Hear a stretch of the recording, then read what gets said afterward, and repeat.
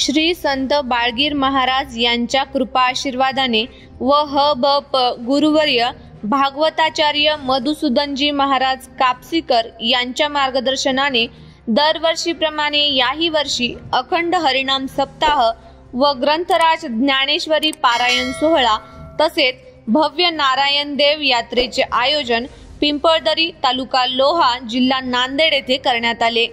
या अखंड हरिनाम सप्ताहाचे आयोजन 19 जानेवारी ते 26 जानेवारी 2025 पर्यंत करण्यात आले।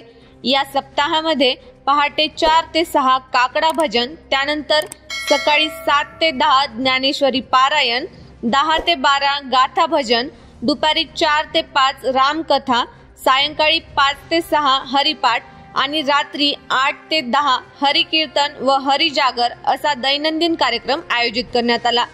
या हरिनाम सप्ताहाची सांगता 26 जानेवारी 2025 रोजी रविवारी होणार असून दुपारी 1 वाजता सार्वजनिक महाप्रसादाचे आयोजन देखील समस्त गावकरी मंडळी पिंपळदरी यांच्या वतीने करण्यात आले। या सप्ताहामध्ये ह.भ.प. श्री राम महाराज पांगरेकर, श्री प्रवीण महाराज पारडीकर, इंजिनियर श्री प्रवीण महाराज पिंपळदरीकर, श्री व्यंकट महाराज माळकवटेकर, श्री बालकीर्तनकार हनुमंत महाराज पिंपळदरीकर, श्री देवीताई भीमाप्पा स्वामी कापसीकर, श्री कृष्ण महाराज राजूरकर, श्री मधुसूदन महाराज कापसीकर यांच्या कीर्तनाचे आयोजन करण्यात आले होते। या हरिनाम सप्ताहामध्ये द.भ.प.